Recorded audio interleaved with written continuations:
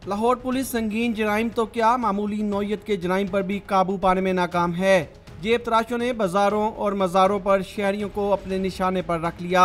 मर्द हजरात के साथ खवातीन भी जेब काटने की वारदातों में महारत रखती हैं, जिसका इंकिशाफ बाजारों में बैठे दुकानदार करते हैं। इस बाजार में तो बहुत ज़्यादा है, वो इस वजह से औरतों के पर्स बड़े मारे जा रहे हैं। औरतें ही मारती हैं, औरतें ही पकड़ी जाती हैं ज़्यादातर इस बाजार में।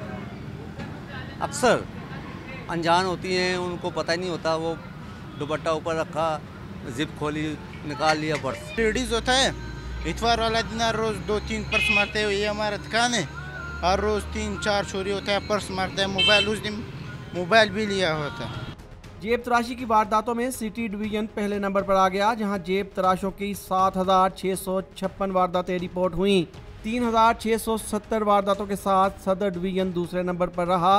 सिविल लाइन में 2,364, मॉडल टाउन में 2,179, कैंट में 2,162 वारदातें रिपोर्ट हुई।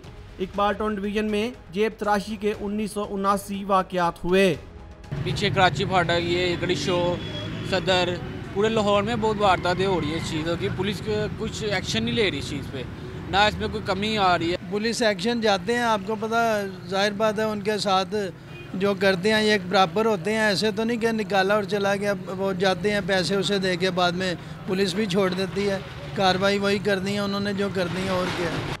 अदादो शुमार के मुताबिक पुलिस इन जेब तराशों के खिलाफ कार्रवाई करने में बेबस नजर आती है। मुल्जिमान की गिरफ्तारी आटे में नमक के बराबर है। कैमरामैन ज़ीशान हैदर के साथ वसीम रियाज, डॉन न्यूज़, लाहौर।